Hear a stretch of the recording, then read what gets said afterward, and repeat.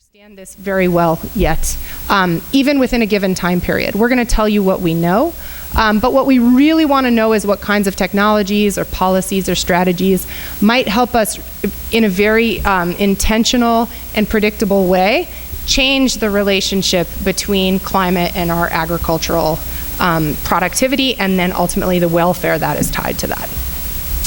And it's an interdisciplinary problem. So whether you're a climate scientist or an environmental scientist like me, or an economist of whatever sort, we all have a role to play in this.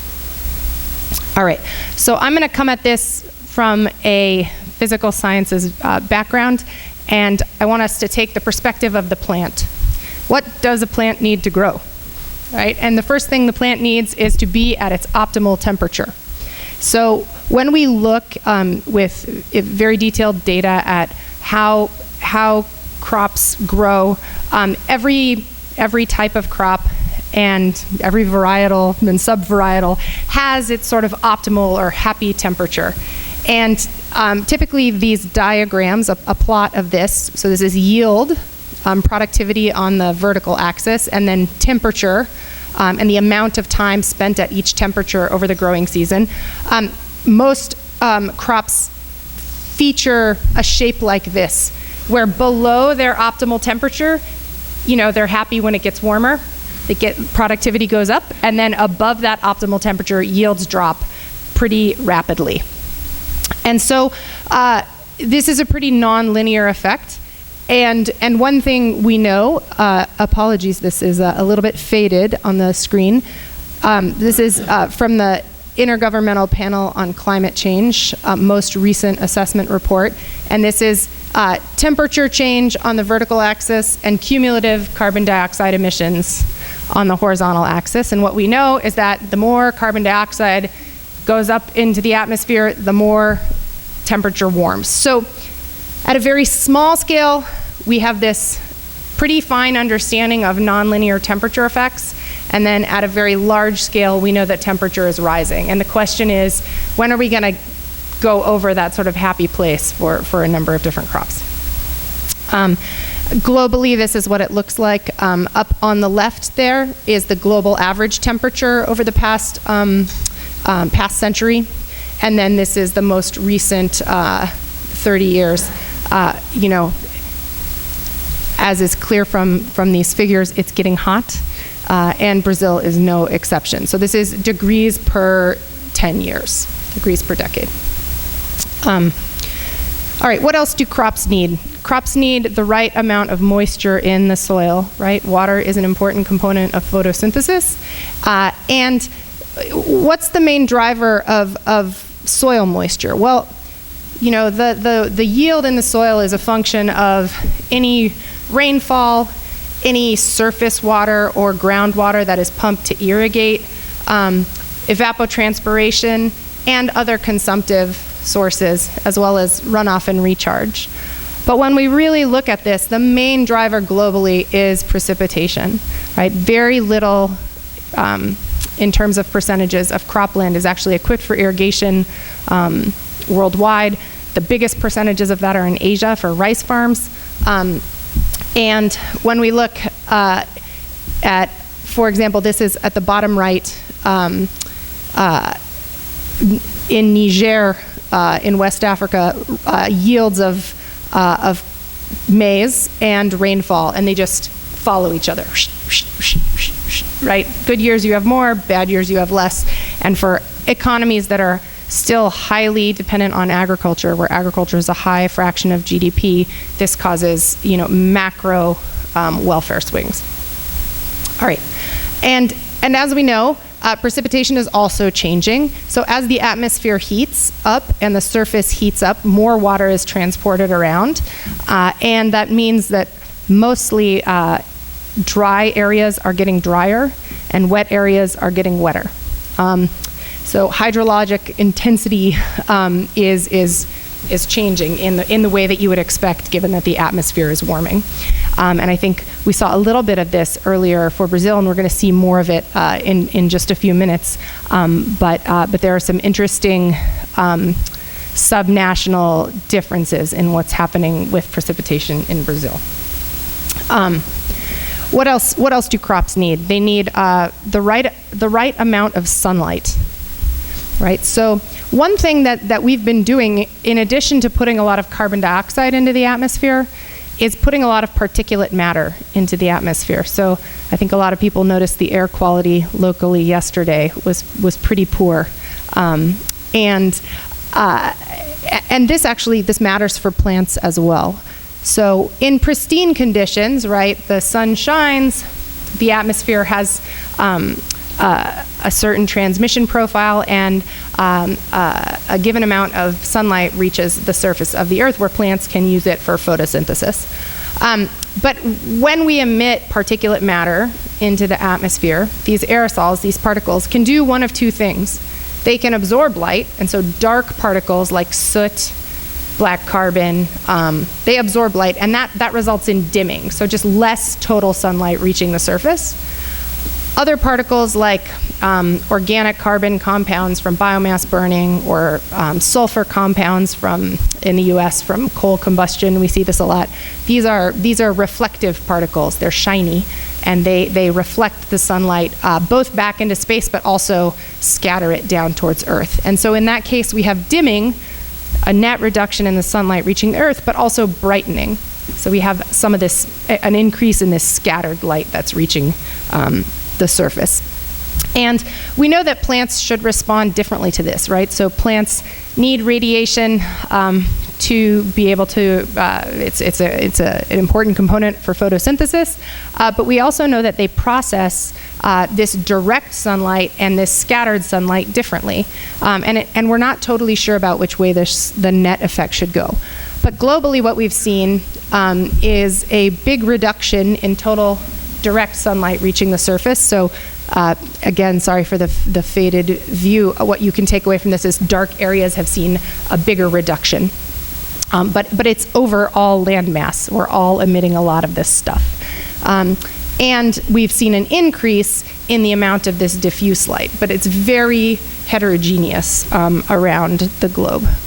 So, and it's unclear which effect would win out, the overall reduction in sunlight or the increase in this diffuse light, because plants can sometimes photosynthesize diffuse light more efficiently, photosynthesize with diffuse light more efficiently.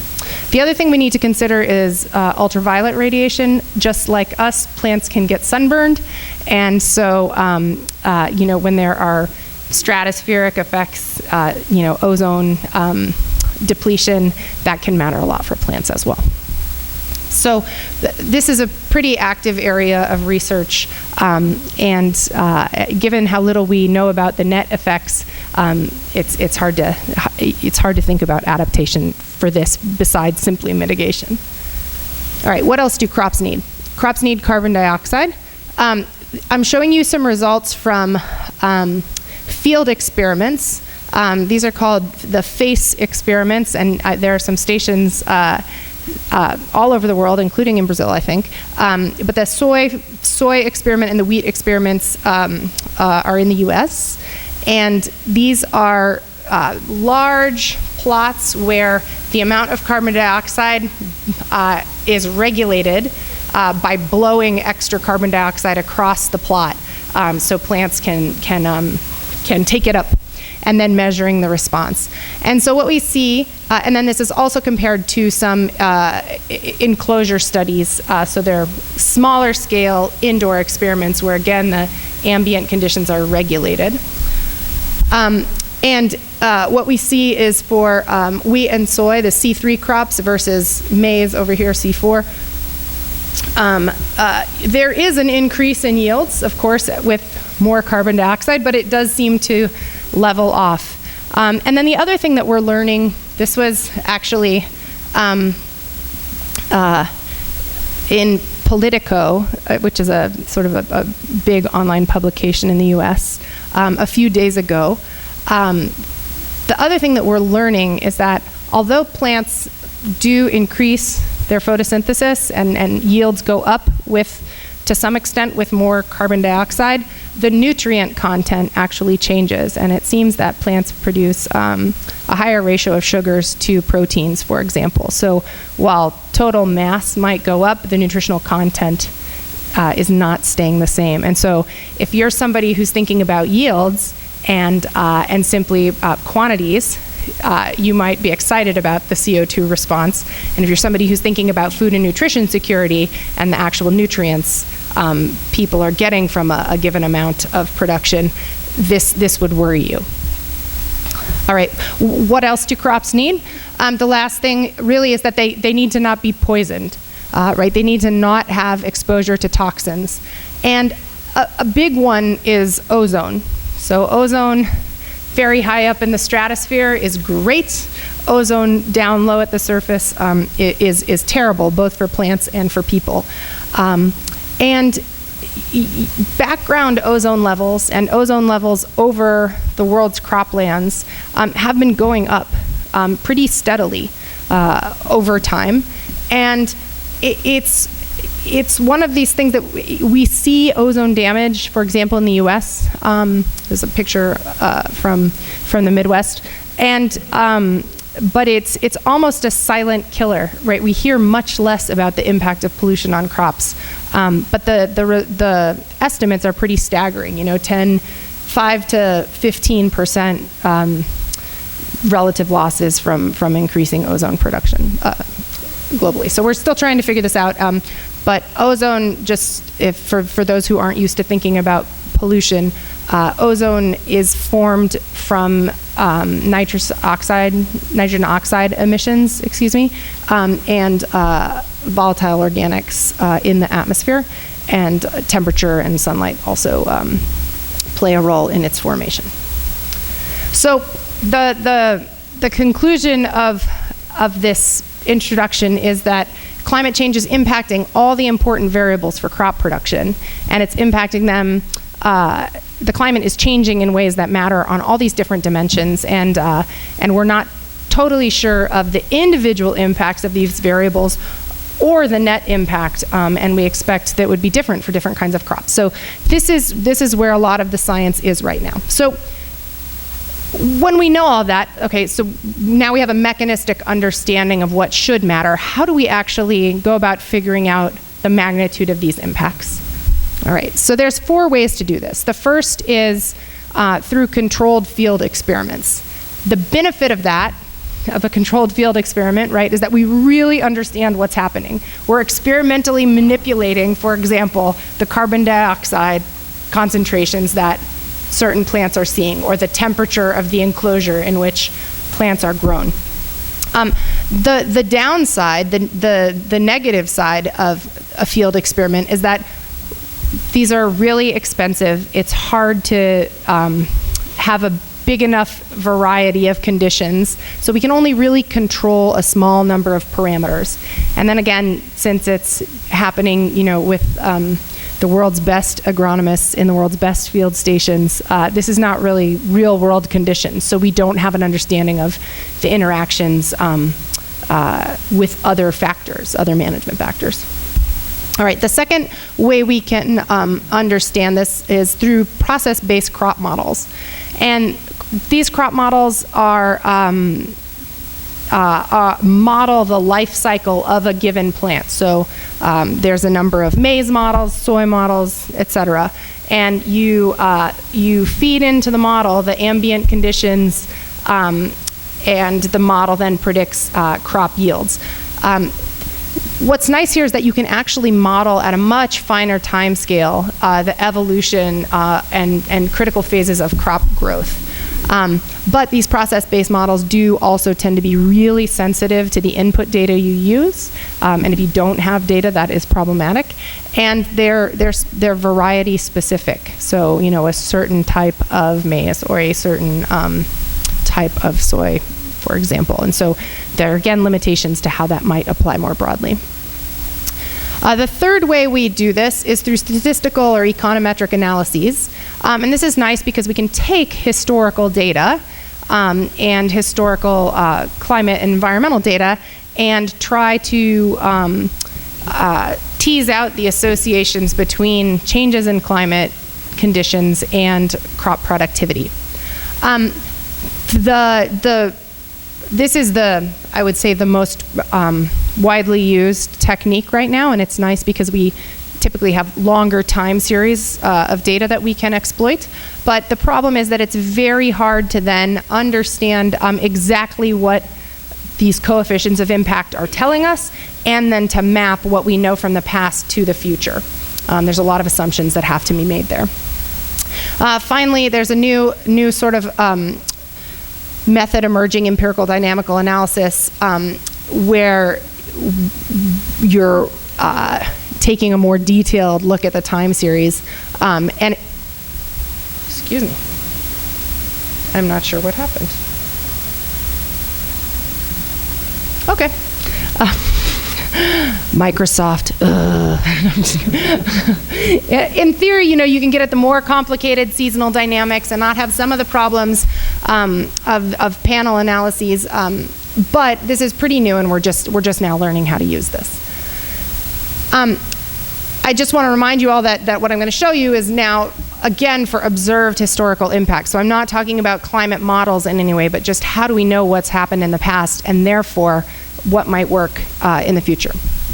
Okay, so I want to make sure that that everyone understands this idea of a relative yield loss, because most of these results, most of the results you'll read about are in terms of relative yield loss. And so the idea is that if you look at the lower line here, real yields over time have by and large been increasing. Better technology, better management, incredible extension programs, Embrapa, right, have led these curves to rise all over the world, and especially in Brazil. But when we talk about, so when we talk about relative yield loss or climate impacts, we're not saying that yields declined. What we're saying is that absent some of those climate or pollution trends, yields would have risen even higher. So real yields have gone up, and then what we do is estimate, either using these field experiments or using statistical econometric analyses, what would have happened under different climate scenarios. And then the relative yield loss is the percent change between the real and the counterfactual scenario. But often, I've often gotten feedback that people think that I'm saying that yields have decreased. We're not talking about actual decreases in most cases, but rather a relative change between what was and what might have been. So what do we know? This is the most recent analysis that took sort of everything that's been done globally for the major 4 crops, and it includes field experiments, process-based models, statistical models, and put them all together. So wheat, each bar is showing a major crop, so wheat, rice, maize, and soybeans. And the vertical axis is the temperature impact on crop yield, and it's the percent of relative yield loss per degree Celsius. So 1 degree of warming would give you this amount of loss. And as you can see, there's starting to be strong agreement among these methods. So remember, we're comparing big statistical analyses, process, modeling the life cycle of the plant, field experiments, all of these things. And we're starting to see point estimates that really do start to agree.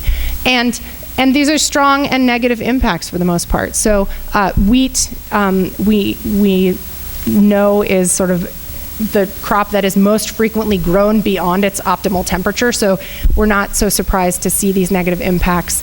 A little bit more mixed for rice and soy, but maize is also trending downward. Right? And it's important to recognize that we say this is temperature here, but temperature is a lot of things to a plant, right? It's the actual ambient temperature, but it's also a driver of evapotranspiration, right? And so it's kind of temperature and soil moisture. You can think of these things a little bit together. All right, implications for Brazil. Again, I'm sorry, this is so faded on the screen. So these are these same sets of studies that have been put together here, and now just showing you disaggregated by the 5 major producing regions for the big crops. So maize and soybean are shown here, and for Brazil, for maize, it's something like 5 to 6% relative yield loss.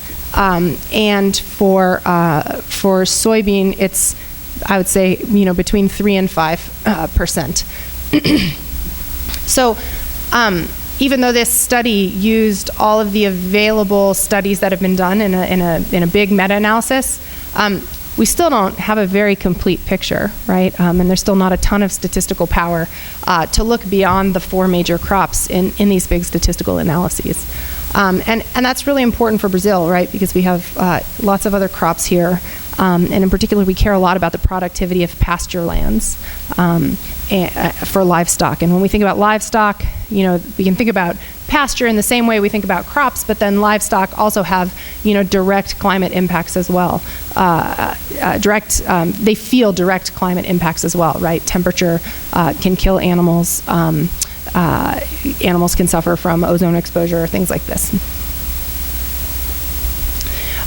There was another study that came out in the past year that looked at regional analysis for Latin America and the Caribbean. I tried to bring the most recent studies that are out there. And this paper said, all right, let's just look at climate variability. Forget even trends in climate. Forget the fact that we're warming. Just who suffers the most just from variation in climate. And this compared statistically yields and overall productivity in the 2000 to 2012 time period, and it compared that to the previous time period, the 60s, 1960 to 2000. And Brazil shows up as, again, a country that's felt a lot of negative impacts from climate variability as well as climate trends. So even if you're somebody who doesn't believe the science on climate change, or even if you're somebody who says, fine, but we have bigger concerns, we're not going to deal with it right now, to me, this is very compelling that adaptation is absolutely critical. All right, so what is adaptation? It's amazing. Everybody talks about it, but very few people define it. Here's how I define it.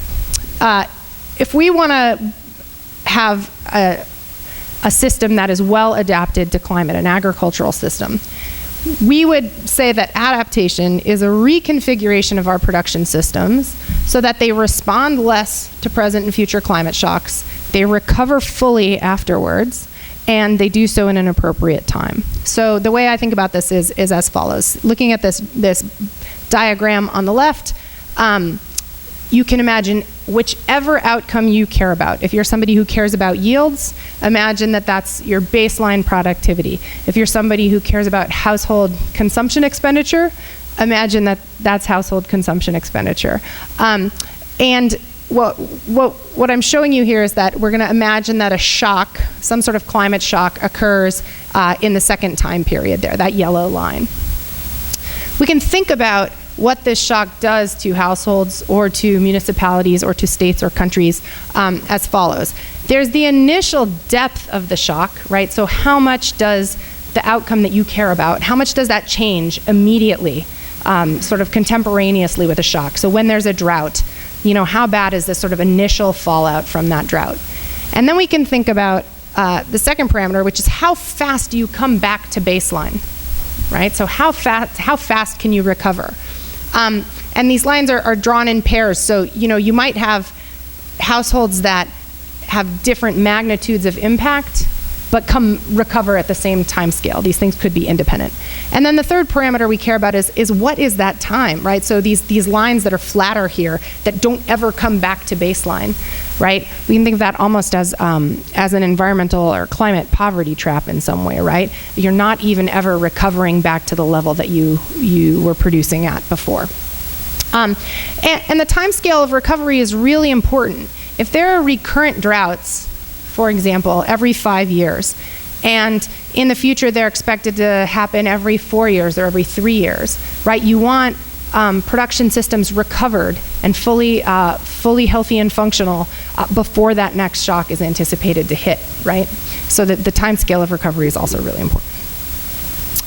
All right, so And this is a general formulation for adaptation. There are many strategies that might help you achieve this. And there are many different strategies that might address one or the other of these three parameters. For example, social assistance in the immediate aftermath of a climate shock could be really important for lessening the severity of the impact in the given time period, but it might not help with recovery. All right, so how much climate adaptation has there been? I have 4 answers for you, okay? So the first is a lot. Farmers are always making adjustments, right? We know that in any given year, when crops get planted, what crops get chosen, management strategies respond to climate in the course of the season. Farmers are diversifying in different ways. So on the one hand, we know there's lots of adaptation happening all the time, all right? My second answer is there's almost no adaptation happening. And that's the reason this is a valid answer is that for all of our investment in agricultural productivity, we're still quite vulnerable to climate shocks. So when we look in the short run, how much, for example, productivity, soybean yields respond to climate shocks in a given year, that looks very similar to over time. Like that magnitude has not been lessened over time for all of our investments. So the short and long run responses are very similar. And that's one way of thinking about this problem that would suggest that we haven't really adapted very much. Okay, a third valid answer is we don't know. There's not a lot of agreement on the definition of adaptation or the goals of adaptation.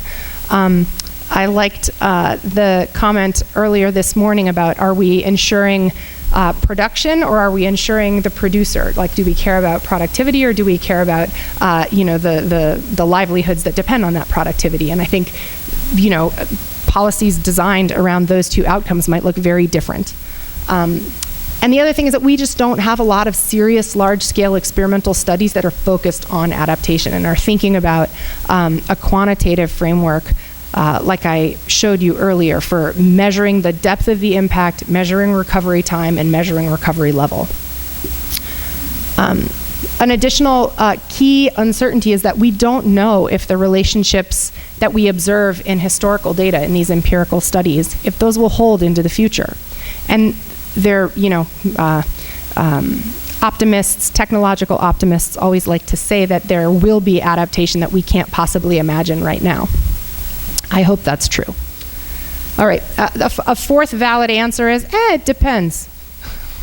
And it depends on a few things. So I'd like to leave us by saying, what do we think about adaptation strategies that might be environmentally unsustainable in a longer run period? So for example, I come from California. We are now very famous for using way too much of our groundwater. And we have a huge groundwater depletion problem. It's enabled our fruit and nut producers in California and our dairy producers to be almost climate independent over the past decade, but that is definitely not something that can continue forever. And so we are facing a real question here, which is in the short term we have adapted, and in the long run it will not last. So buried in there though is a question that I hope we can talk about in the question and answer period. And that is that often when you talk about adaptation to different groups, there's an assumption that development and adaptation are kind of the same thing. But I'd like to leave us by saying that I don't think they are. I think they overlap to some extent, and there's some sense in which a lot of the things we're doing that we just consider rural and agricultural development do help. They're helping to some extent. But there are very specific ways to think about adapting our systems to climate and environmental conditions that are not the same as what you would do if you were just continuing on with a standard rural development program. And I think we're going to hear about some of these distinctions from Eduardo Assad and then again in the later panel. All right, so thank you very much. And again, obrigado for your patience with my English.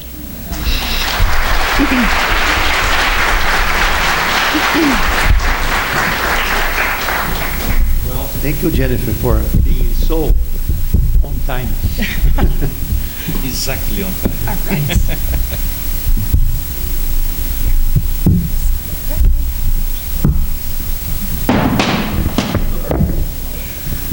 At least it's after the presentation. Yes, yes.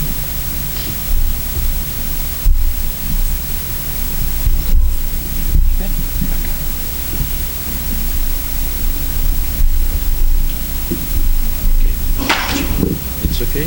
Yeah, yeah.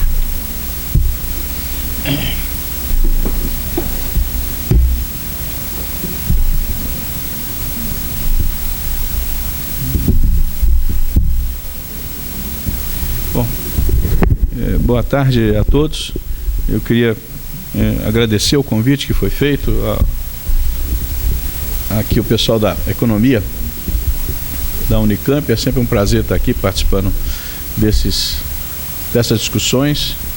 Hoje o Vadir lembrou bem, alguns anos atrás a gente estava discutindo essa mesma coisa, esse mesmo assunto, tentando ver como é que a gente podia pensar no Brasil nesses tempos difíceis e nesses tempos de aquecimento global. Eu queria também agradecer a Jennifer, porque ela deu uma excelente introdução e alguns aspectos teóricos que eu ia mostrar, não vou mostrar mais, porque ela já mostrou. Então vamos em frente.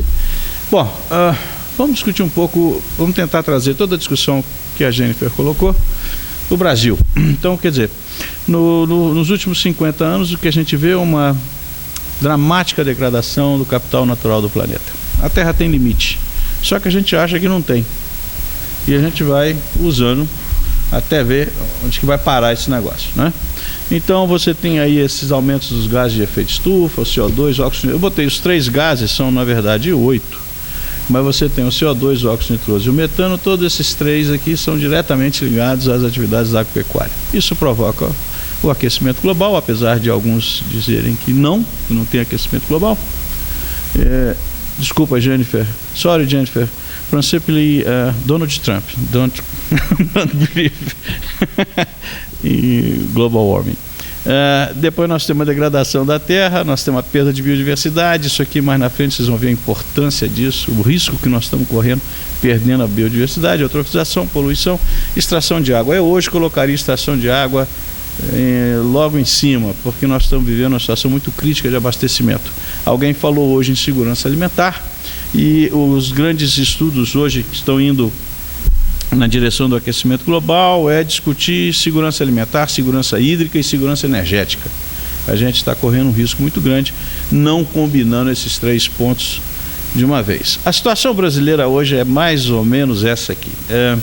Isso aqui vem do painel brasileiro de mudanças climáticas. Se a gente colocar isso por região, nós temos os cenários aqui, ainda está no AR4, no IPCC AR4, mas nós já temos no AR5, não muda muito. Então nós temos os cenários pessimistas, os cenários otimistas, todos eles apontando para aumento de temperatura. Isso é inegável, todos os modelos apontam para aumento de temperatura. O que muda um pouco, onde tem uma grande incerteza, é a chuva, né? Então nós temos uma possibilidade de mais chuva na região sul, redução de chuva na região centro-oeste, mas com chuvas mais intensas, bem intensas. Nordeste e Amazônia, redução de chuva. A redução de chuva na Amazônia é um problema sério, porque se houver essa redução de chuva aqui, nós vamos ter redução de chuva no centro-oeste. Isso já são hipóteses que foram testadas e estão sendo verificadas aí. A cada ano que passa a gente consegue ver um pouco mais. Então esse é um pouco o retrato do Brasil. Vocês encontram isso na página do painel brasileiro de mudança do clima. Está lá sediado na COP, na Universidade do Rio de Janeiro. O que está acontecendo? Nós temos aqui, desde em 1958, na ilha de Mauna Loa, no Havaí, começou-se a medir o crescimento do CO2. Começou-se a medir. Aqui não é modelo, é medição. E aí a gente está chegando aí nesses níveis de passando a barreira, já passamos a barreira das 400 partes por milhão. Segundo os físicos, hoje nos estudos do AR5, quando chegar nos 450, nós vamos encostar nos preocupantes 2 graus de temperatura. Aumento de 2 graus de temperatura. A taxa de crescimento hoje está na faixa de 2 a 3 partes por milhão por ano. Então, a cada 10 anos, nós vamos chegar a 30. 10 anos é 2027, perdão. E 20 anos é 2037. Já está aí. Muita gente que está aqui vai estar viva nessa época, né? Nesse período. E aí a gente vai chegar nesse preocupante 2 graus. Recentemente, numa discussão com um grupo de, vamos chamar de céticos, né, ou negacionistas, o sujeito chegou a fazer, mas você está brincando com a gente? Subir 2 graus?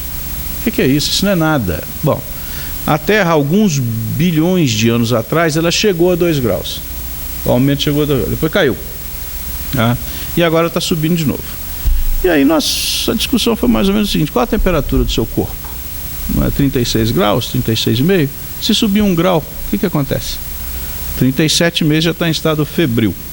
Se subir mais 1 grau, é 38,5. Aí você já está doente. Se subir mais meio grau, aí você vai para o hospital. Tá? É mais ou menos essa analogia que a gente tem feito hoje. Nós temos que evitar chegar nesses níveis críticos, porque daí para frente o risco aumenta demais em todos os ambientes. Em todos os ambientes. Então, a ideia é tentar parar com esse crescimento do CO2 que está na atmosfera. E aí, foi bom, a Jennifer, ela falou mais em adaptação, nós vamos tocar um pouquinho, mas o Brasil centrou os seus esforços todos em mitigação. Ele está tentando dar um jeito de reduzir as suas emissões. E aí, essas são as emissões brasileiras, que estão crescendo. E isso é principalmente da agricultura, em milhões de toneladas de CO2 equivalente. Nós temos o principal emissor de metano, aqui está em CO2 equivalente, que é a fermentação entérica do boi.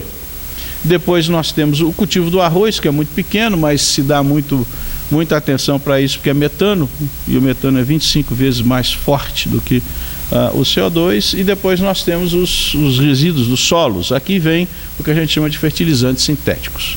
O modelo de agricultura que nós adotamos, ele é totalmente dependente desses fertilizantes. Eu não tenho nada contra o fertilizante, desde que a gente consiga suprir a dependência do nitrogênio. E a gente só conseguiu suprir da soja. Então a gente faz inoculação e tira nitrogênio do ar. O milho não, o milho é altamente dependente de soja. A cana-de-açúcar já está caminhando aí para tirar o nitrogênio desses fertilizantes. Por outro lado, nós usamos muito calcário. E o calcário, às vezes, conversando com o sujeito, não, eu boto 12 toneladas de calcário. Pelo amor de Deus, não faça isso, você está jogando dinheiro fora. Não, mas tem abundância. É aquela mania que a gente tem. E o calcário emite muito também, CO2. Então, a ideia é, quando se fala em adaptação, é tentar ver como é possível mudar esse modelo de agricultura. É possível mexer com isso aqui? Já tem vários resultados, inclusive em escala industrial, mostrando que sim.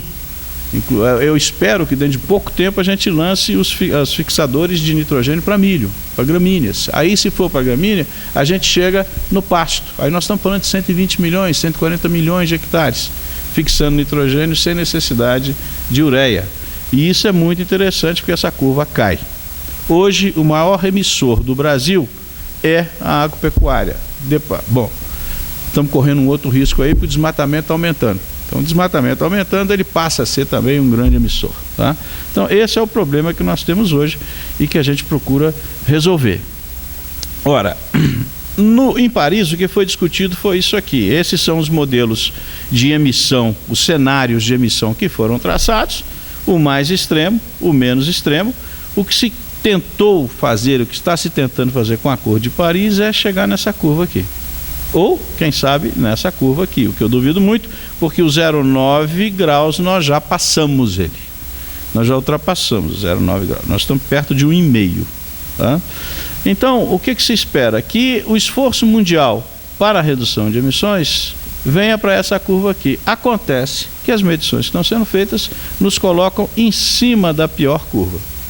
Então, o cenário não é nada favorável. Nós estamos numa situação de emissão muito forte e em cima do pior cenário, o que nos leva a tomar certas precauções e cuidados com o futuro. Não é conversa de ambientalista, não. Nós estamos correndo um risco muito sério, tá? Porque tudo pode mudar. Até 2 graus a gente consegue discutir bem o que pode acontecer. Acima de 2 graus a gente não tem a menor ideia do que vem por aí.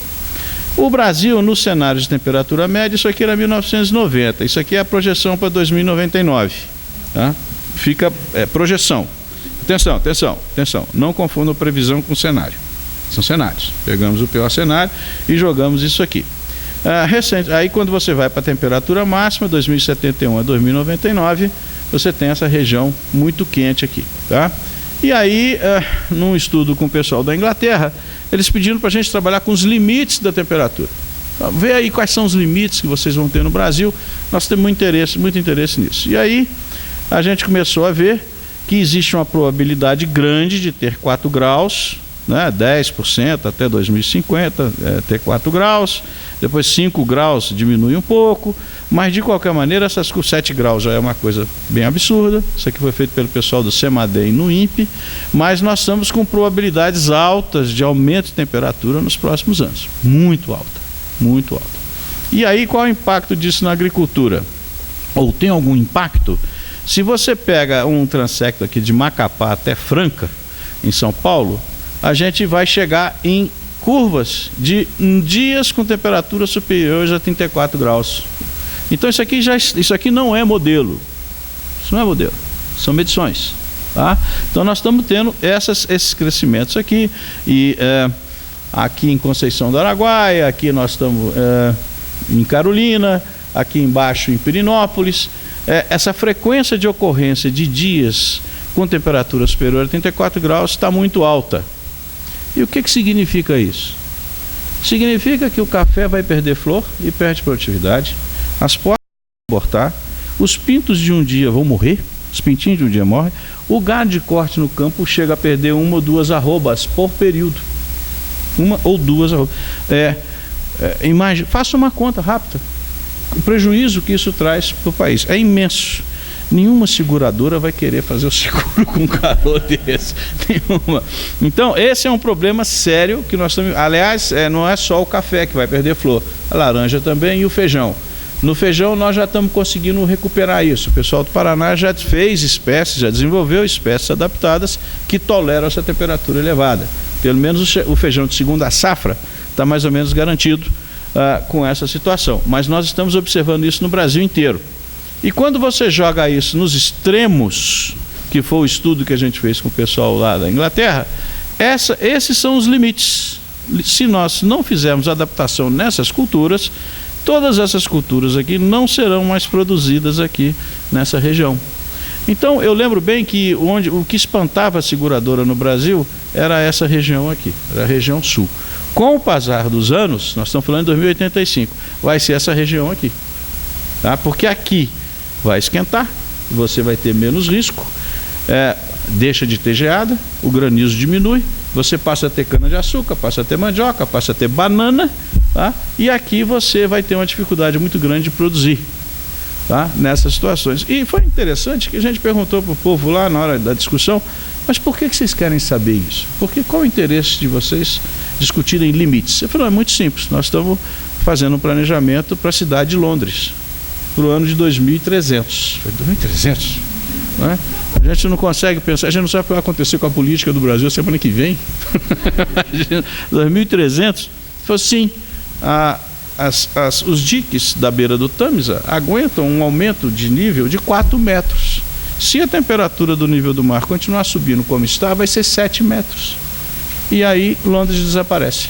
E a gente quer saber se esses efeitos estão acontecendo nos outros países, se é um fenômeno realmente global e que pode vir a tocar a gente. Então, é um planejamento de longo prazo e é o que nós precisamos fazer com a nossa agricultura também, começar a pensar no longo prazo. Os impactos, esse estudo a gente começou em 2004 com café, depois usamos em 2007 o primeiro modelo do Hadley Center, 1990 usando os princípios do zoneamento agrícola. Então, como é que seria o zoneamento para o milho safrinha? Em 1990 seria mais ou menos assim, 8-20, 80-20, tá? E aí nós temos aqui essa área verde com baixo risco e a área vermelha com alto risco. Quando você vai para 2025, a coisa já começa a ficar não muito simples. Quando você vai para 2055, fica assim. Em 2085, o milho safrinha some. Quais são as condições? Por que isso? Condições de contorno. Mantidas as características das cultivares de milho que nós temos hoje. A grande maioria das cultivares de milho e safrinha hoje são cultivares de verão. Não estão adaptadas para essa queda brusca de redução de água e trabalham aí com 3 mil, 4 mil, chega até 5 mil quilos, mas não estão muito adaptadas para essa redução brusca. O milho safrinha no Mato Grosso é bastante complicado. Eu vi aqui hoje, nós temos um problema aqui no Mato Grosso do Sul, nós temos um problema aqui no Paraná, nós temos um problema no Tocantins. Sim, isso é antiquíssimo. Nós temos um problema sim no Mato Grosso do Sul, no Arenito Cauá e no Tocantins por conta do tipo de solo que tem lá que não retém água. Isso é conhecido. Como é que conserta isso? Tem várias estratégias que a gente pode discutir aqui mais na frente. Esses modelos, na modelagem do clima, avançaram muito, de 1990 para cá. Nós começamos com esses modelos que só trabalhavam com 2 variáveis, depois isso foi sendo acumulado. As simulações que nós começamos a fazer eram o modelo TAR, depois nós passamos para o AR4, que é o TAR mais o AR4, e as últimas simulações que nós fizemos foi com a AR5, sempre usando o zoneamento como sendo a nossa condição de contorno. O zoneamento simula, sobe a temperatura, veja o que vai acontecer, segundo esses modelos, e vamos ver quais são as áreas que vão ser de risco e que vão ser de menos risco. Tá? E aí chegamos a alguns resultados importantes. Quer dizer, no primeiro modelo que foi o IPCC-TAR, a gente chegou a situações tipo, eu saio de 13 milhões de toneladas de arroz para 7,1, feijão de 2,8 para 2,4, e assim vai embora. Soja, 60 milhões para 2,2, até o ano 2070. Quando a gente mudou o modelo, aí viemos para o modelo já do AR5, num cenário pessimista, você perde 4,8% da área de baixo risco, sempre 80-20. E aqui, num otimista, 4,6, tá? 2020, 2030, 4,9. Arroz, a mesma coisa. Então, quem ganha? Cana-de-açúcar. Cana-de-açúcar vai ser uma espécie que vai se dar bem com esse aquecimento. Ela vai conseguir sobreviver bem. A mandioca também vai se dar muito bem nessa coisa. Quem sofre muito? Soja, o milho, principalmente o milho de outono. A pastagem também sofre um bocado, algumas pastagens sofrem um bocado com essa situação. Isso foi feito para a Secretaria de Assuntos Estratégicos da Presidência da República e depois entrou no relatório da Convenção Quadro do Brasil para a ONU em 2016. Aqui então o cenário em termos de perda, quanto é que a gente perde? Isso chega a mais ou menos 7 bilhões de reais por ano. Essa primeira estimativa foi feita em 2010, saiu num livro de um colega do Banco Mundial, chama Economia das Mudanças Climáticas, e a gente chega a 7 bilhões de reais no ano de 2020. Acontece que nós já chegamos lá, nós estamos muito perto dessa perda de 7 bilhões. Em 2009 foi feito um relatório para o então ministro Reinaldo Stefanes, que queria saber quanto que estava perdendo com esses diversos eventos. Então juntou Embrapa, EIAPA, Repamig, pessoal de Santa Catarina, FEPAGRO, e cada um fez a sua análise, e nessa análise, então, algumas sugestões foram dadas para a mudança do zoneamento, e nós chegamos a 5,5 bilhões de reais em 2009.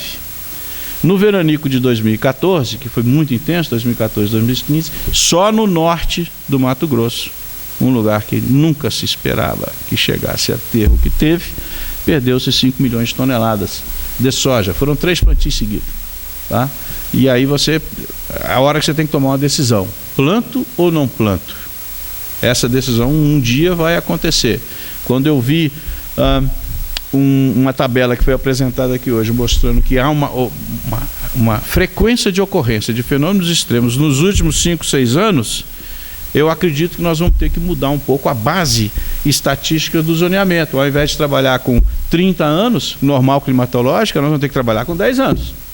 Porque com 10 anos você pega o sinal dessas coisas todas que estão acontecendo. Com 30 você alivia um pouco a situação. Então, 80 a 2010 já não me parece uma boa estratégia. Eu sairia de 1990 a 2015 e começaria a tentar trabalhar com isso, ou 2000, um pouco mais para frente, porque é aí que nós estamos vendo toda essa quebra dessa situação, principalmente para a temperatura. E chuvas intensas, cada vez mais intensas, que a gente está vendo no Brasil, trazendo essas perdas todas que estão aí. Como é que faz isso? Eu peguei um município, para mostrar para vocês como é que a gente faz essa análise, tá? Esse tipo de situação a gente tem aí para 4.300 municípios no Brasil. E aí você começa. Aqui é Araguaína. O que vocês estão vendo em Ponto Preto aí são as nascentes que tem Araguaína. E tem a base hidrográfica toda. Essa cidade, esse município, ele está com um déficit de APP de 24%. Áreas de preservação permanente. É preciso revegetar 9.000 hectares. Ninguém está dando bola. Daqui a pouco vai ser muito engraçado faltar água em Araguaína, porque já ultrapassou o que é permitido por lei. Minas Gerais, Rio de Janeiro e Espírito Santo são os estados que são mais críticos em termos de área de preservação permanente. Então, quando se pensa numa estratégia de combate ao aquecimento global, que é a irrigação, vejam primeiro se tem água, porque ninguém pergunta isso. Vamos crescer 10 milhões de hectares, vamos crescer 20 milhões de hectares irrigados. Veja se tem água e veja a situação desses municípios, como é que eles estão hoje. Eu confesso para vocês que recentemente eu estive no Espírito Santo e voltei de lá chorando. Eu vi lá um negócio complicadíssimo no norte do Espírito Santo, uma situação muito complicada, principalmente depois do desastre do Vale do Rio Doce. Ali em São Mateus, então, é uma coisa complicada. Nós temos que pensar seriamente em recuperar aquilo. Então você tem isso aqui, você tem o uso do solo. Aqui ainda está bem, aqui está muito bem. Mas quando você vai para Sorriso, não é assim não. Quando você vai para Sinop, não é assim não. Lucas do Rio Verde, também não é assim não. Você tem as APPs preservadas, mas a ocupação do solo está todo ele desmatado. Tá? É impressionante isso. Então essa discussão não se trata de ter um trabalho policial em cima disso. Vamos tentar o equilíbrio entre o que nós temos de vegetação para você poder manter a água. E essa água pode ser a água dos rios, como pode ser a água da chuva. E é aí que a gente não está conseguindo avançar muito nessa discussão no Brasil. É sempre um embate entre o ruralismo e o ambientalismo, um embate complicado, que parece Corinthians e Palmeiras, e a gente não avança nessa discussão e a gente não consegue olhar para o futuro. Aqui você pega nessa estação, você vê a chuva, como é que está a chuva. Bom, está aqui a chuva de Araguaína, desse jeito. Então, nesse período, a partir desse período aqui eu posso plantar. Ótimo, muito bom, olhando a média dá, né? Nós temos isso para vários municípios. Mas nós não temos isso aqui, ó. Qual é a frequência de ocorrência de veranicos? Né, diz 5 dias, 9 a 26%, 11 a 32%. Por que esse desvio é tão grande? Porque são 30 anos. Se eu fechar para 10 anos, ele vai ser menor. E aí eu começo a saber o risco que eu estou correndo e se eu vou realmente financiar algum tipo de cultura, independentemente do zoneamento, que leve em consideração esse risco que está aqui. Mas principalmente é em função do veranico, que sendo tratado como um evento extremo, como foi falado aqui em seca, também está crescendo.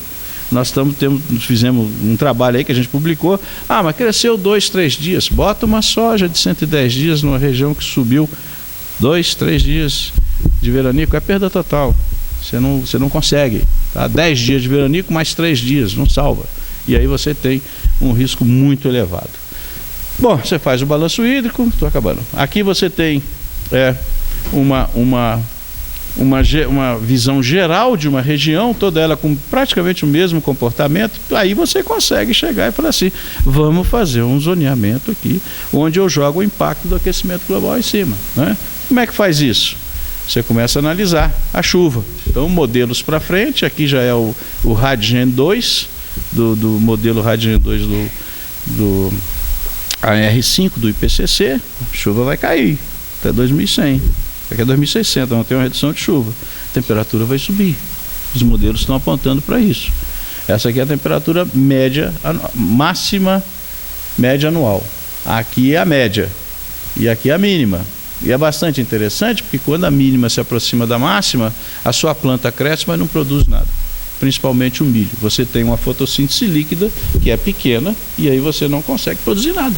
O milho é uma cultura que sofre demais com isso. Talvez esse delta temperatura máxima e mínima tenha que vir a ser um dos parâmetros do zoneamento. Como é que você detecta isso? Com os modelos que a Jennifer falou. Você tem modelos mais complexos que você trabalha com várias variáveis e você simplifica para poder dar uma noção de espaço maior, como é o caso do Brasil. Vamos pegar o zoneamento de hoje. Isso aqui peguei lá do Ministério. Você pega aqui Araguaína, os diversos solos. Você pode plantar aqui de 11 de outubro até 31/12, em diversas situações, enfim, como é feito hoje, né? Soja. Depois você tem milho, também praticamente na mesma situação. Aí você vai nos modelos que a gente simula hoje, trabalha com um tipo de solo, vamos ver o que acontece. De 1975 a 2005, a meia normal climatológica, vamos entrar com 2011 a 2040, 2040 a 2070, um solo raso. Um solo raso, né? E aí você tem aqui esta situação de hoje, a temperatura subiu, o índice cai. Esse índice caindo significa que a produtividade cai, exatamente como foi mostrado aqui para vocês, tá? Aqui um outro tipo de solo, mudei o solo, é uma forma de mitigação que você tem para evitar essas perdas, aprofunda a raiz, e aqui uma comparação com o solo já bem mais profundo, vejam a diferença, tá? Bem grande. O que significa isso? Isso aqui é a expectativa de produtividade, trabalhando com a média do município. Você tem lá 3,7, 3,3, 3,8 produtividade de milho, em função da data. Qual é o impacto com a mudança climática? Essa aqui é o que eu estimo, esse é o impacto. Então eu perco aqui em torno de 500 quilos. Pá, mas isso não é nada. É assim, 240 quilos é a renda que um cara de soja tem hoje. Se ele tiver menos que isso, ele está tomando prejuízo. Menos do que isso, ele está tendo prejuízo. Por isso que você tem grandes extensões de soja plantadas. Então, esse é o impacto que se espera numa das melhores datas. Olhem as outras datas, qual que é a redução. E isso vai acontecendo aqui, são impactos para frente, né? E aqui está a região, então, que é colocada como regiões sogícolas. Vamos começar a pensar se nós vamos plantar soja aqui, se nós vamos plantar soja aqui, ou no próprio Araguaia, tá? Bom, avançando um pouco, este aqui é um mapa do zoneamento que é feito hoje, 80-20, 70-30 e 60-40. A gente tem que pensar muito nisso. Eu fico um pouco preocupado quando eu vejo essa situação aqui. Eu acho muito difícil ter milho aqui. Muito difícil ter milho aqui. E numa situação de subida de temperatura, vai ser cada vez mais difícil. A alíquota vai ter que ser bem alta, tá? Porque senão nós vamos voltar àquela situação que a gente tinha em 1992, que eram os plantadores de Proagro. O sujeito planta aqui para perder e a viúva paga. Quem paga é a viúva. Então, vamos analisar direitinho isso e eu acredito, não sei, eu não estou acompanhando o mercado, mas eu acredito que dificilmente as seguradoras vão sair daqui. Dificilmente vão sair se não for um jogo muito claro. Tem que ser um jogo muito claro. Soluções. Nós temos solução via biotecnologia, identificação de variedades adaptadas, resistentes ou tolerantes, e aí você tem que ter a CO2, seca, calor, submergência, em condições controladas, mecanismos moleculares e bioquímicos que sejam adaptados a essa coisa, marcadores moleculares e genéticos que nos ajudem a encontrar essas plantas e descoberta de genes envolvidos em adaptação. Isso é complicado? É. Nós temos. Nós já temos hoje 2 sojas que estão nessa situação e que têm alta tolerância à temperatura elevada. Tem muita coisa sendo feita. Aqui na própria Unicamp existe um laboratório chamado MIPGEN Clima, onde a gente trabalha com a mistura de clima e genética, buscando essas plantas que sejam adaptadas a esse tipo de estresse. Essa é uma estratégia de adaptação. Quanto custa isso? R$1 milhão por ano por variedade. Nós temos 300 de soja, são R$300 milhões, tá certo? Alguém tem que investir nesse negócio. Tem gente investindo nesse negócio? Pouquíssimas, somente instituições públicas estão investindo nisso. Se as instituições privadas estão investindo, a gente não sabe, segredo de Estado.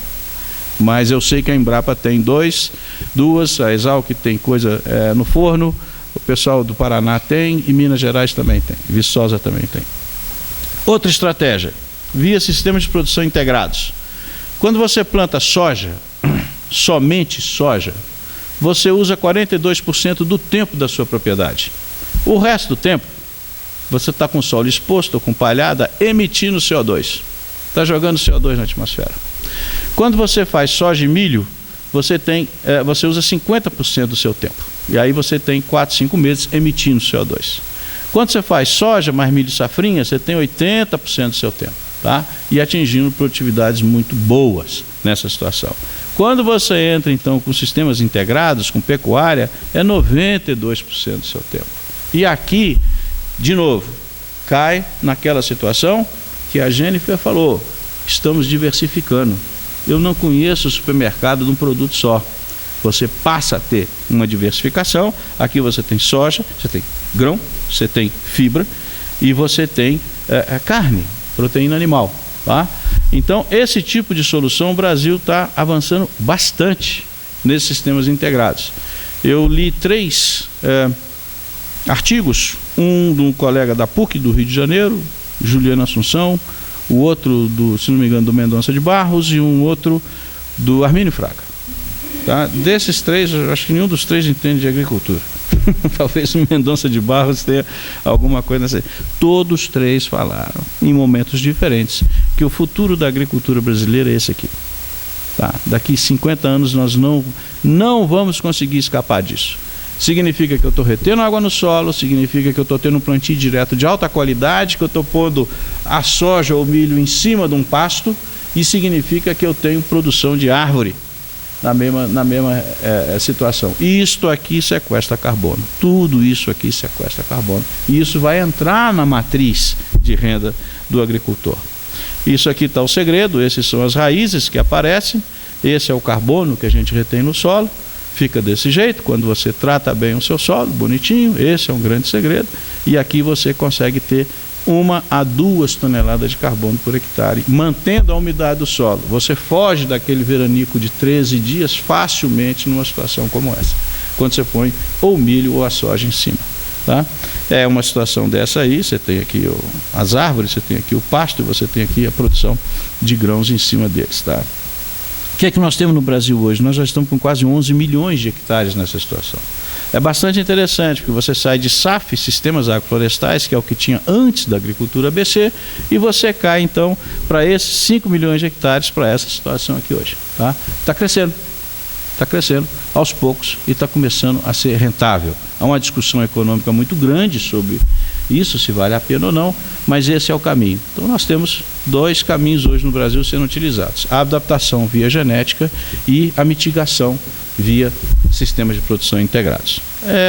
Aqui, só para finalizar, janeiro, alguém solta aí que esse ano ia ser um ano de El Niño.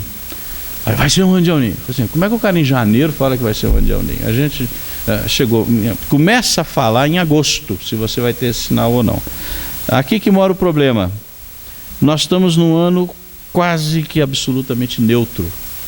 Tá? Nós estamos num ano de neutralidade.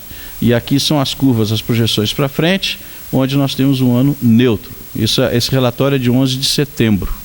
Tá? E aqui você tem uma variação de meio grau no máximo. Isso aqui não quer dizer nada. E aí, tudo bem? Tudo bem, nada. E aí que eu fico preocupado. Quando eu tenho um ano de laninha, eu sei o que vai acontecer. Quando eu tenho um ano de El Niño, eu sei o que vai acontecer. Quando eu tenho um ano neutro, eu não sei o que vai acontecer. Então é isso. A gente será que vai ter veranico? Normalmente tem. Vai ser intenso ou não vai ser intenso? Vamos ter chuvas intensas? Vamos ter chuvas intensas. Vai cair tudo de uma vez ou vai ser devagar? Então isso aqui exige, principalmente das seguradoras, um acompanhamento muito grande em cima das recomendações do zoneamento e ver para que lado que você vai pender nessa situação aí. Então, isso aqui é obrigatório, tem que fazer todos os anos, e é onde a gente tenta procurar dar a noção de monitoramento e vincular isso a possíveis mudanças globais. Eu acho que era isso. Muito obrigado. Estamos à disposição para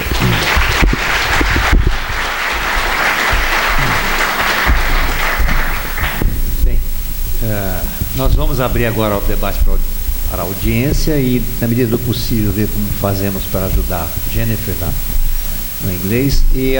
Mas eu gostaria de aproveitar minha posição de coordenador da mesa para fazer um comentário apenas.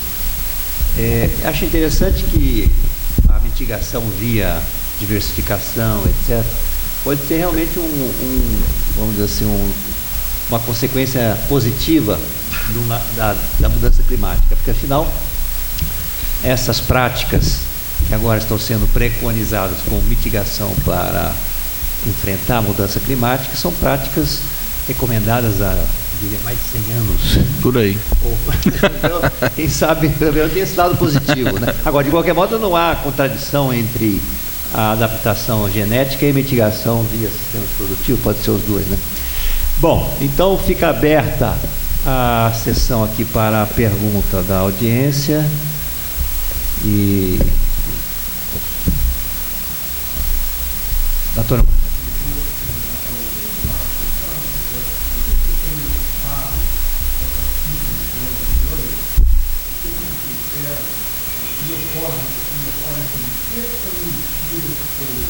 Dos bilhões de perda? É. Ah, não, 11 milhões de LPF. Ah, eu explico. Claro. Claro.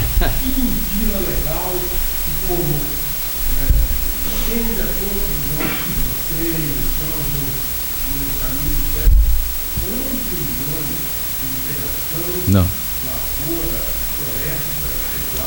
Foi vendido. Não.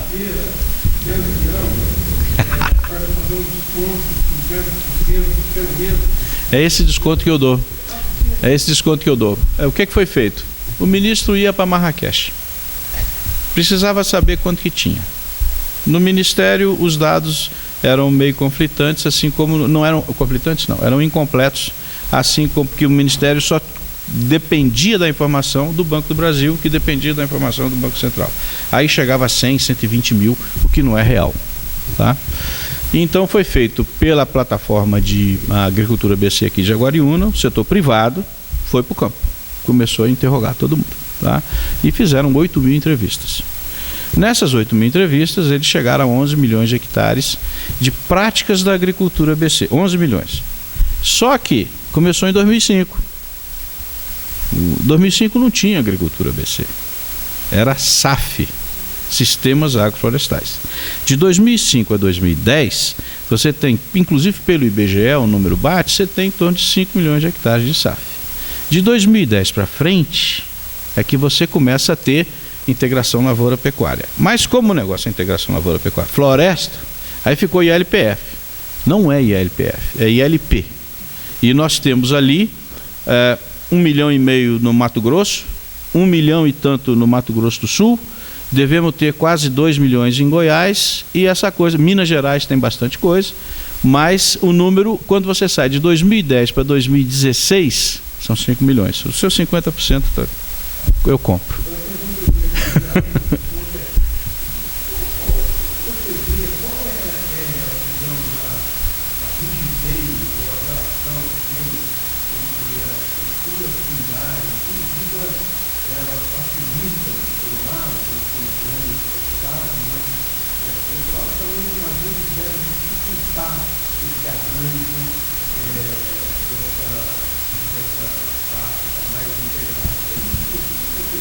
É muito complicado. O principal problema é exatamente esse, é você conseguir quebrar essa barreira da estrutura fundiária.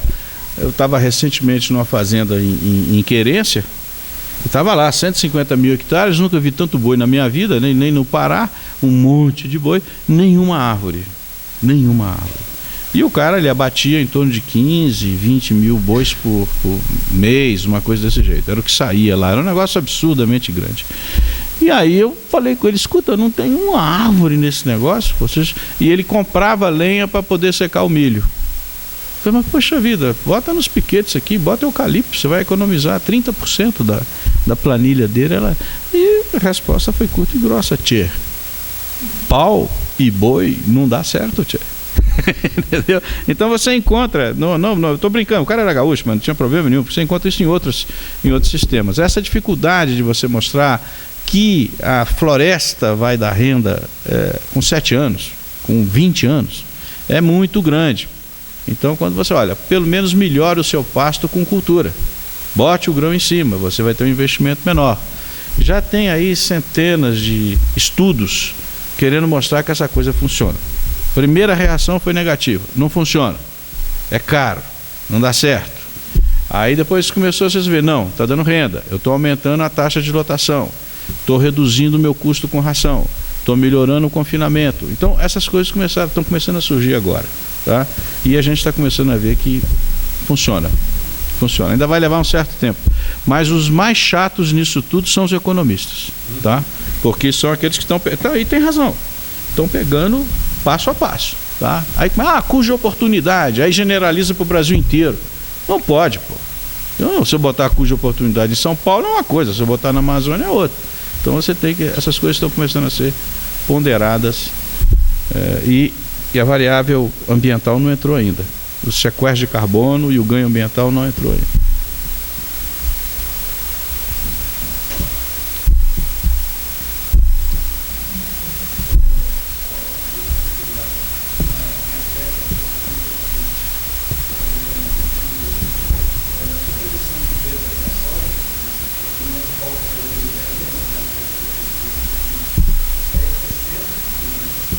Ia para 20.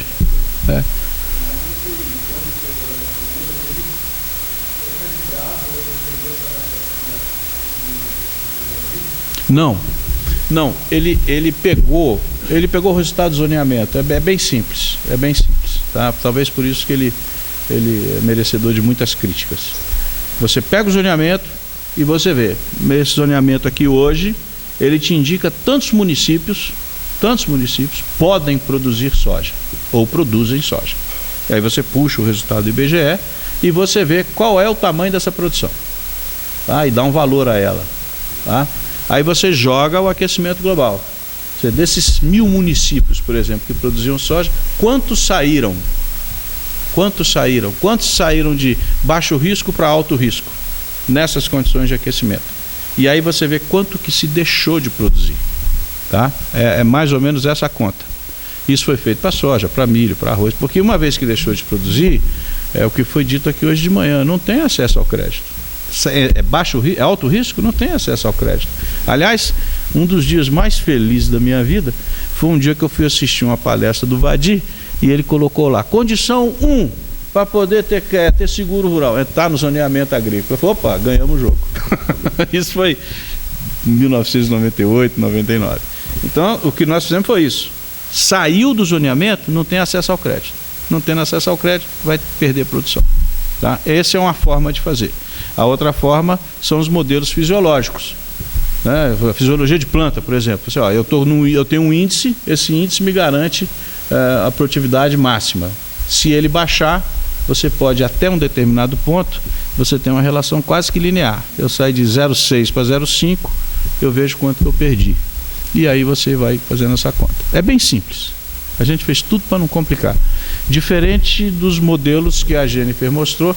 I don't know, you work with the AgMIP models or only? So, personally, I do statistical modeling, but the nice thing about the crop model, Yes. to answer your question, I think, is that you can synthetically vary all of the climate. Yes. How you end up with these sets of high risk and low risk. Yeah. Então, é isso. São duas saídas. A gente trabalha com um grupo enorme nos Estados Unidos e fora dos Estados Unidos, que é junto com o pessoal da Columbia University, que é o AgMIP. A ideia é comparar coisas. Então eu uso o mesmo modelo no Brasil, o mesmo modelo na China. E aí a gente vê o que acontece. Esse é o modelo, esse é um sistema mais complicado. Sobe o CO2, sobe a temperatura. Tanto o pathway é meio complicado, mas você sobe a temperatura, diminui e vê o que acontece nesses diversos ambientes. Aí você tem esses ganhos. Todos apontam para a perda de produtividade. Esse é o problema.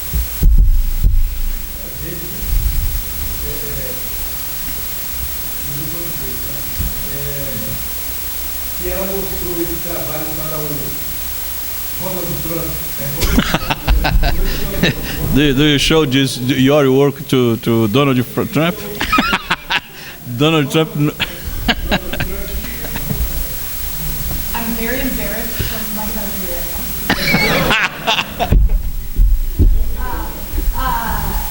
Well, the good news this week is that we have not yet left the climate accords. So, it may be that it was more talk than anything. It's been surprisingly quiet. President Trump has said almost nothing about agriculture in 9 months in office, right? Zero, right? Nothing. Similar to Brazil, the United States, lot of our best research happens in the USDA, our Department of Agriculture,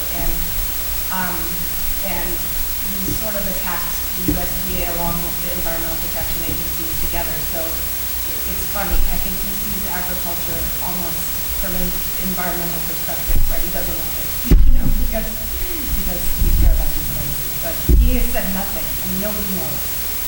Nobody knows. Bueno.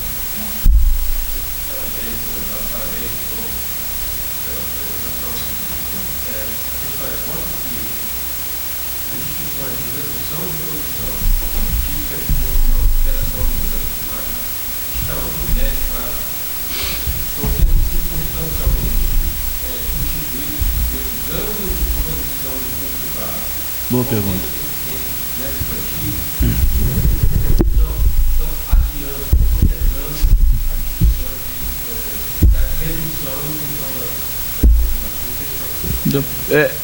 Deixa eu responder. É a primeira vez em 20 anos que alguém me pergunta isso, tá? Parabéns pela sua pergunta. Por quê? Olha que coisa interessante. O Brasil está tendo ganhos de produtividades a cada ano. Sistemático. Inegável. Em 2009, logo aí atrás, 42% dos municípios brasileiros produziam menos de 2 toneladas de milho por hectare. 2009. A média nacional estava em torno de 2,5.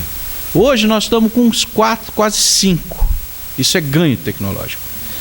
Por que nos Estados Unidos você sente mais? Porque eles estão no pico, eles estão no ponto mais alto.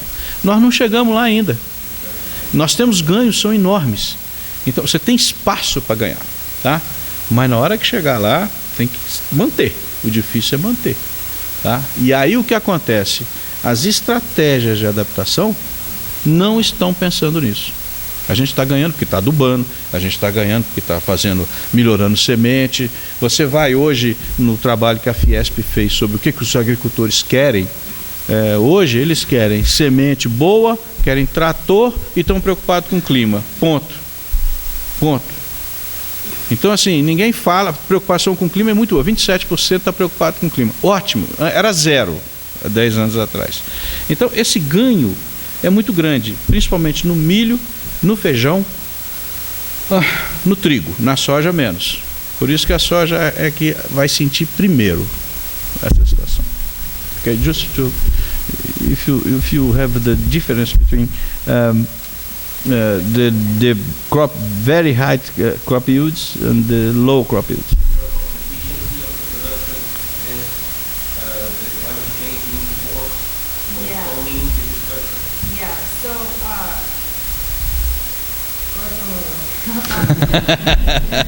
In the U.S., yields have been going up like 1 to 2% per year across mostly corn, wheat, and soybeans. And we think that the relative yield penalty for climate, for sort of temperature and precipitation, is about, it varies by crop, let's say about 10% per degree C. So over the past, over human warming period, something like a 10% penalty. So it's not huge. But we do know it's and then ozone and other pollutants would add to that. 1% de ganho. Nós temos 4,5 por ano. Entendeu? É impressionante. É uma coisa impressionante.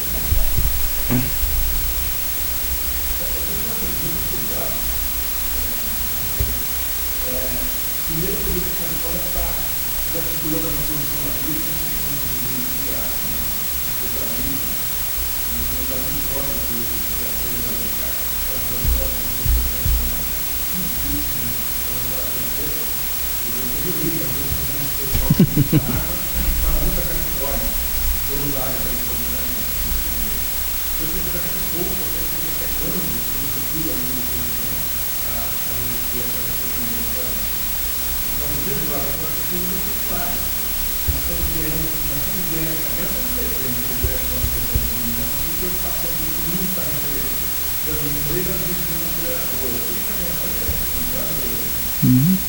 The question is very simple. The water supply in California against agriculture. Yeah. How you? Yeah. So I should have included this. But California is the most hydrologically variable region of the United States. So if you look at just how much year to year precipitation changes, that number is very low across most of the United States. And then as you get to the west, in the northwest, it's a little bit higher variability, and when you get to California, it's very, very different from the other place. And at the same time, what have we done in California? We have switched away almost entirely from annual crops to perennial crops. I don't know how to translate. Yeah. So we have, all orchards and vineyards and Vinho deve nuts ser and muito bom, né? specialty crops. So not crops where you have an adaptive margin on a year-to-year basis. You really aren't going to change the area that's planted because you have huge assets. So what's happened that farmers have put in private bore wells to pump down. So, it's a difficult combination, but one that I think that in some of the more arid regions in Brazil, is instructive because that's a pretty high variability area as well. In the United States, water rights, we typically have surface water,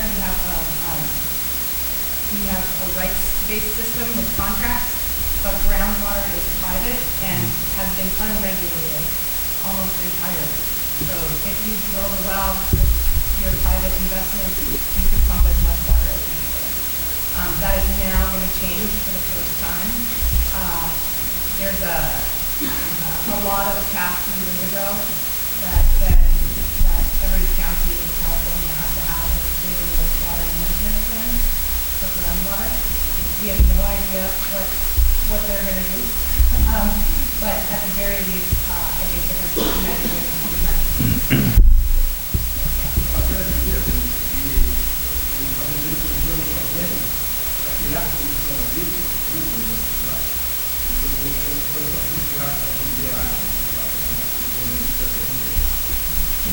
It's true. Replace the agricultural production to water. The farmer replace the production. That's right. That's true. So what you see is that landholders with the first water rights are growing very water-intensive crops. So alfalfa, hay, things that really we should not grow in California. People who do have the water do that. So they're not necessarily selling water. You're not actually allowed to sell your water rights in California, but they're using their limitations. Replace wine to water. Crazy people. Ok. Bom, o negócio da pecuária que você perguntou. Eu botei esse slide aí de volta. Vamos tentar entender o problema. Nós somos obrigados, e o mundo inteiro é obrigado a fazer um inventário de gases de efeito estufa. É uma convenção quadro. Esses dados vão então para a ONU junta tudo, passa para o IPCC e aí começa, está crescendo, está subindo, nós tínhamos que tirar, não tá? E aí tem uma forma de calcular, que é essa barra preta aí, que é o metano do boi. Então, como é que esse cálculo é feito? Eu discordo disso, tá? Eu não concordo com a forma de calcular e te digo meio que de cadeira. Eu estou coordenando o Inventário Nacional de Gás de Efeito Estufa. Eu já falei, eu não concordo com essa conta. Não é assim. Eles fazem essa conta como se o boi brasileiro fosse produzido em cima de uma placa de concreto. Tá certo? Então ele só emite. Fermentação entérica. Então ele emite, e são 55 quilos de metano por animal ano, e emite pelas excretas bovinas, urina e fezes. né, óxido nitroso. Então emite muito. Acontece que o boi brasileiro está no pasto. A maioria do nosso boi está no pasto. E nós temos aí 120 milhões de hectares de pastos bons e 48 milhões de hectares de pastos ruins. Esses 48 milhões de hectares emitem muito. E os outros 120 milhões, pelo processo de fotossíntese, quando você transforma metano e óxido nitroso em CO2 equivalente e você retira CO2 da atmosfera pela fotossíntese do pasto, quando você faz o balanço, neutraliza. Neutraliza. Só que ninguém fala, né? É um bobão que fala isso, que sou eu, e apanho que nem cachorro vira-lata. Você está errado essa conta. Nós temos que trabalhar com balanço. No balanço, o nosso boi é o mais limpo do mundo, porque nós não temos vaca louca, que é o boi no pasto, nós não temos o boi confinado, e nós neutralizamos nesses 20 milhões de hectares o metano e o óxido nitroso com CO2 que é retirado. Esse ano nós vamos tentar colocar isso num boxzinho no relatório. É preciso trabalhar com o balanço. E a Embrapa e outros grupos, inclusive grupos americanos que estão aí com a gente, está lançando um selo carne e carbono neutro. Esse carne e carbono neutro, ele implica em ter a integração lavoura-pecuária-floresta. Foi a primeira porta aberta. Por que floresta? Porque o IPCC só aceita o carbono que é imobilizado, e a árvore imobiliza o carbono, a madeira. E nós estamos querendo botar o pasto junto. O pasto bom também imobiliza. Então, se a gente conseguir fazer isso, nós vamos ter um certificado. Essa carne vai ser certificada. Você sai de uma carne hoje no pasto ruim que emite 32 quilos de CO2 por quilo de ganho de peso vivo, isso é uma imundície, e você vai para uma carne que emite 3 quilos de CO2. Essa carne, ela tem chances enormes de ter uma certificação. Vai demorar um pouquinho, mas a luta está grande nesse caminho, e foi um grupo que me surpreendeu. Eu achava que os pecuaristas não estão nem aí para isso. Eles são aqueles que estão virando mais rápido que o sojicultor. Eles estão virando mais rápido. Então eu tenho muita esperança num futuro melhor para a pecuária brasileira. Apesar do Tuca discordar de mim, que ele acha que a pecuária não dá dinheiro.